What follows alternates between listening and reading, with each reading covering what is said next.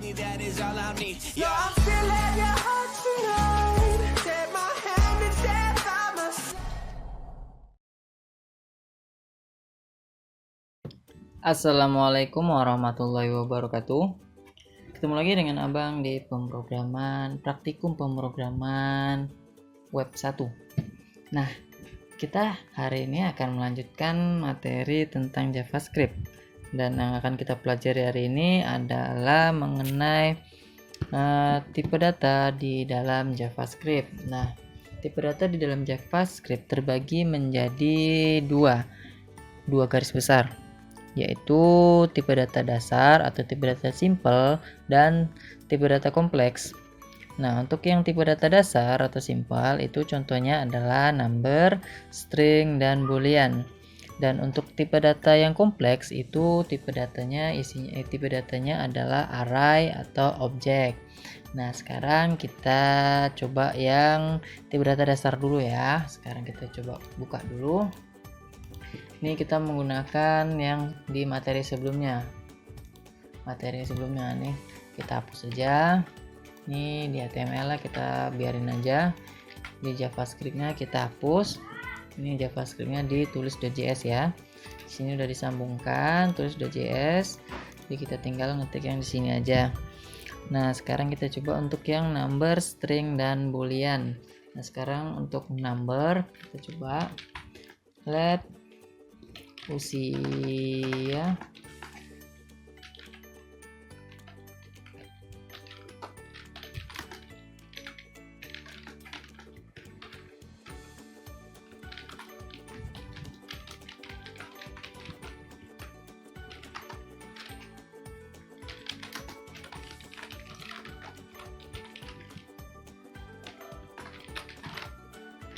Nah, untuk tipe data number itu bisa kalian isi dengan bilangan bulat maupun pecahan, bisa yang positif maupun negatif, dan itu tanpa perlu kalian gunakan tanda kutip ya, kutip 1 atau kutip 2. Jadi kalian nggak perlu, kalau misalnya kalian nulis number itu nulis angka, jadi itu nggak perlu kalian pakai tanda kutip seperti kalian nulis string. Jadi kalian bisa langsung nulis aja.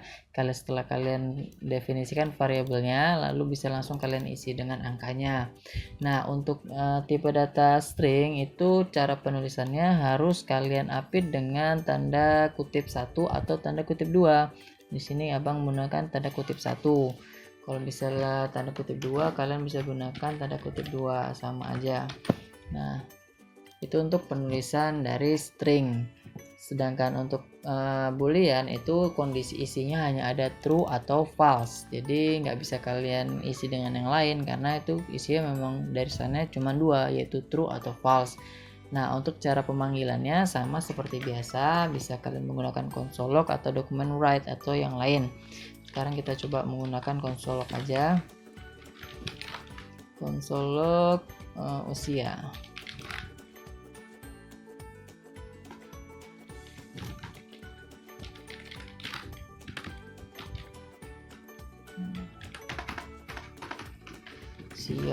Habis itu copy aja.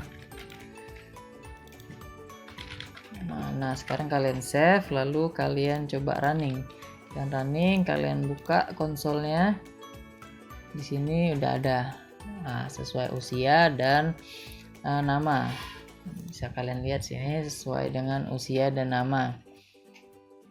Dan untuk yang kondisi bisa kalian kita coba menggunakan if ya. If kondisi sama dengan true,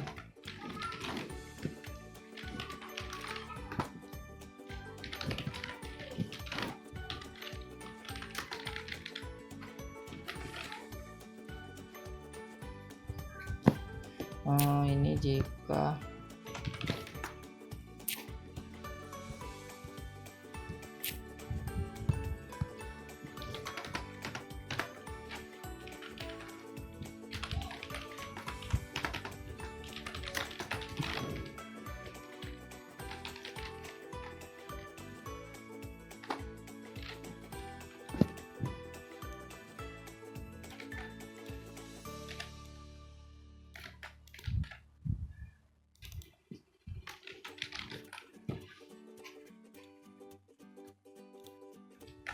Nah, sekarang coba kita refresh. Nah, ini kondisi jika true. Nah, ini kan dia muncul. Kalau bisa kita jadikan false. Sekarang, nah ini kondisi jika false. Nah, dia sesuai dengan isi datanya ya, true atau false. Nah, itu tadi untuk yang tipe data dasar atau simple. Sekarang kita akan membahas untuk tipe data yang kompleks, yaitu array dan objek. Nah, untuk array sendiri itu kalian sudah kenal kan, array itu digunakan untuk menyimpan kumpulan atau list dari data yang sifatnya sama. Misalnya array dari warna atau array dari buah-buahan atau yang lain. Nah, sekarang kita coba ya. Ini kita komentarkan aja. Sekarang kita coba buat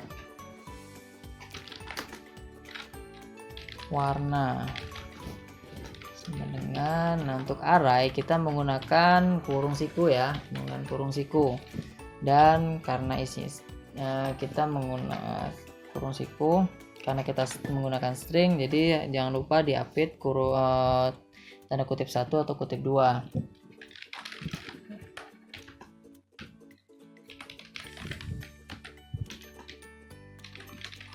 Nah, jangan lupa titik komanya.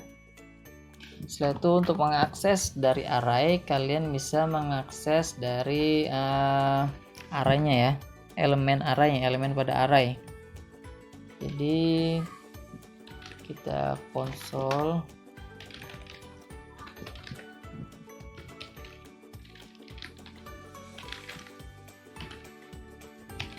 array, jangan lupa ya, untuk array itu indeks dari array itu dimulai dari 0 karena ada 3, jadi 0, 1, dan 2. Sekarang kita save lalu kita refresh. Nah, merah, kuning, dan hijau sesuai kan. Nah, itu untuk tipe data array. Sekarang kita masuk ke tipe data yang objek. Ini kita komentar dulu. Tipe data objek itu mungkin kalian udah jelaskan, tipe data objek itu untuk menyimpan informasi tentang deskripsi atau properti ataupun perilaku atau metode yang dapat dilakukan oleh suatu objek. Atau contoh misalnya kayak mahasiswa. Nah, objeknya mahasiswa. Nah, mahasiswa itu propertinya apa aja? Propertinya ada nama, ada NPM, ada jurusan, ada prodi, ada dan lain-lain ya, banyak ya. Jadi bisa tersesuai kalian isinya apa. Jadi kita coba dulu sekarang. Kita buat objeknya dulu. Let mas sama dengan, kalau bisa lihat tadi array kita menggunakan kurung siku, untuk objek kita menggunakan kurung kurawal. Nah, kurung kurawal gini. Nah, sekarang kita isi propertinya. Propertinya apa? npm kita isinya itu bisa berupa tipe datanya apa, mau angka ataupun string boleh, tapi karena npm itu nggak untuk dilakukan operasi aritmatika, jadi kita menggunakan string aja. npm misalnya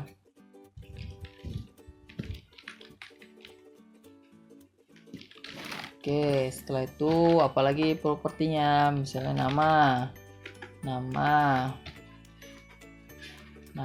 namanya siapa, lalu apalagi dia jurusan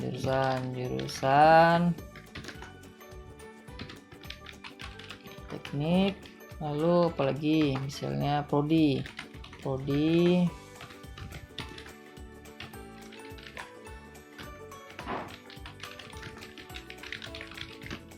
Nah, kalau misalnya udah, kita jangan lupa titik komanya. Setelah itu cara mengakses dari objek itu mirip seperti array, dan bisa kalian coba kalian bisa mengakses isi dari objek menggunakan dua cara.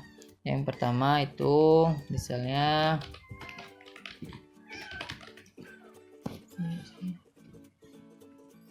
bentar ya.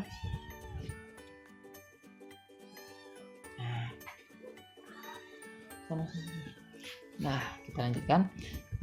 Kita untuk cara mengakses dari objek ya, bisa kalian seperti ini, console log, tulis nama objeknya, lalu kalian gunakan titik terus nama dari propertinya, misalnya npm. Nah, bisa kalian copy kalian, lalu kalian paste. Itu ada 4 tadi ya. Sekarang nama, tulisan, dan prodi. Sekarang kalian save, lalu kalian coba refresh. Nah, dia sudah sesuai kan, ini npm, ini namanya, ini jurusannya, dan ini prodinya. Nah, selain dari ini kalian juga bisa juga mengakses properti dari objek menggunakan kurung siku. Bentar, console mas, lalu kalian kurung siku, kalian isi dan nama propertinya npm. Nah, sekarang kita copy aja nama, jurusan, dan prodi. Nah, sekarang ini kita komentar dulu biar dia nggak muncul. Nah, sekarang kalian refresh. Nah, sama aja karena isinya ya itu aja. Nah, ini cara mengakses untuk dari objek itu ada 2 cara, yaitu menggunakan dot notation, lalu juga kalian bisa mengakses dengan menggunakan bracket notation. Jadi kalau dot notation tadi menggunakan titik, nama objek, lalu titik dan nama propertinya. Lalu kalau bisa kalian menggunakan bracket notation, itu kalian formatnya adalah nama objek, lalu kurung siku, dalam kurung siku, dan nama propertinya. Nah, itu tadi cara mengakses dari tipe data objek. Nah, sampai di sini untuk materi dari tipe data yang ada di JavaScript.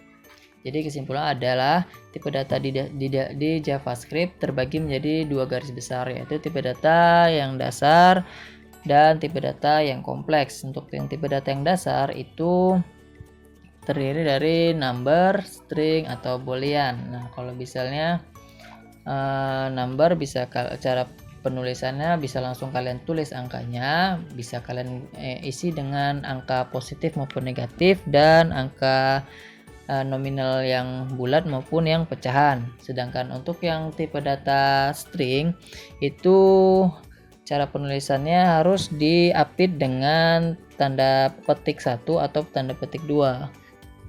Sedangkan untuk yang boolean itu tipe data yang isinya hanya terdiri dari dua tipe, yaitu true atau false. Nah, sedangkan untuk tipe data kompleks itu terdiri dari array dan objek. Nah, untuk cara mengakses array tadi sudah menjelaskan, sekaligus juga untuk cara mengakses dari objek. Nah, jadi Abang rasa materi untuk hari ini cukup sampai di sini saja. Jika masih ada yang bingung, bisa kalian tanyakan sama Abang atau tanya sama kakaknya. Dan Abang harap kalian bisa praktekkan di rumah masing-masing. Dan semoga paham dengan penjelasan Abang. Sampai jumpa di materi selanjutnya. Semoga bermanfaat. Assalamualaikum warahmatullahi wabarakatuh.